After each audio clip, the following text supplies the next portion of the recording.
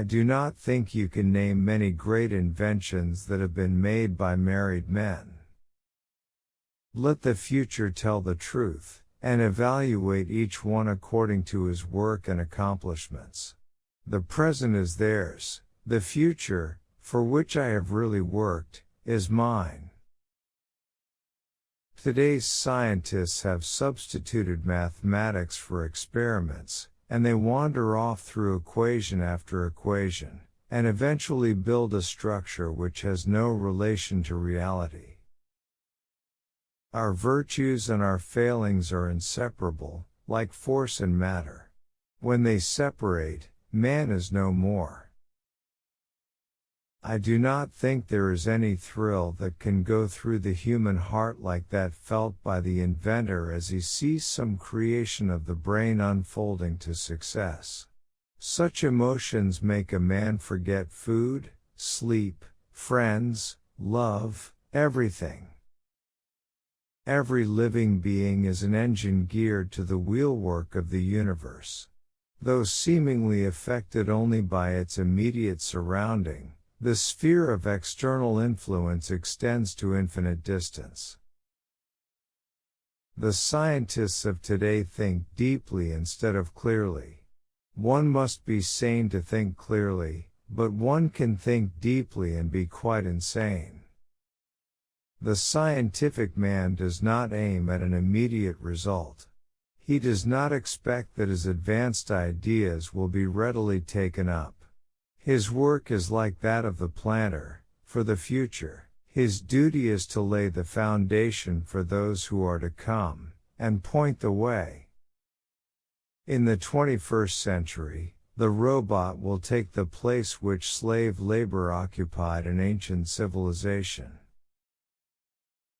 The spread of civilization may be likened to a fire. First, a feeble spark, next a flickering flame, then a mighty blaze, ever increasing in speed and power. The feeling is constantly growing on me that I had been the first to hear the greeting of one planet to another. From my childhood I had been intended for the clergy. This prospect hung like a dark cloud on my mind. The Secretary of Hygiene or Physical Culture will be far more important in the cabinet of the President of the United States who holds office in the year 2035 than the Secretary of War. It seems that I have always been ahead of my time. I had to wait 19 years before Niagara was harnessed by my system. 15 years before the basic inventions for wireless which I gave to the world in 1893 were applied universally. In a time not distant, it will be possible to flash any image formed in thought on a screen and render it visible at any place desired. The perfection of this means of reading thought will create a revolution for the better in all our social relations. Archimedes was my ideal. I admired the works of artists, but to my mind, they were only shadows and semblances. The inventor, I thought, gives to the world creations which are palpable, which live and work.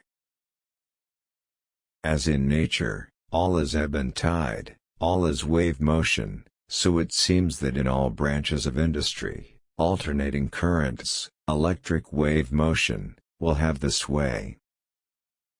The history of science shows that theories are perishable. With every new truth that is revealed we get a better understanding of nature and our conceptions and views are modified.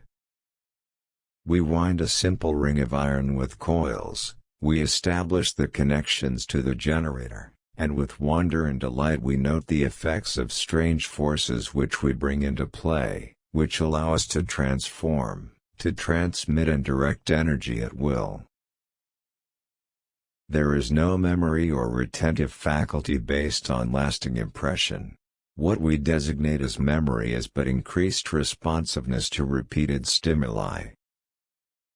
I myself eschew all stimulants. I also practically abstain from meat. The harness of waterfalls is the most economical method known for drawing energy from the sun. I constructed a laboratory in the neighborhood of Pikes Peak. The conditions in the pure air of the Colorado mountains proved extremely favorable for my experiments, and the results were most gratifying to me. By an irony of fate, my first employment was as a draftsman. I hated drawing, it was for me the very worst of annoyances. Fortunately, it was not long before I secured the position I sought, that of chief electrician to the telephone company. The earth is bountiful, and where her bounty fails, nitrogen drawn from the air will refertilize her womb. I developed a process for this purpose in 1900. It was perfected 14 years later under the stress of war by German chemists. Of the various branches of electrical investigation, perhaps the most interesting and immediately the most promising is that dealing with alternating currents. I have already demonstrated, by crucial tests, the practicability of signaling by my system from one to any other point of the globe, no matter how remote, and I shall soon convert the disbelievers. Electrical science has disclosed to us the more intimate relation existing between widely different forces and phenomena and has thus led us to a more complete comprehension of nature and its many manifestations to our senses. The trend of opinion among eugenists is that we must make marriage more difficult. Certainly no one who is not a desirable parent should be permitted to produce progeny. Electrical science has revealed to us the true nature of light, has provided us with innumerable appliances and instruments of precision, and has thereby vastly added to the exactness of our knowledge.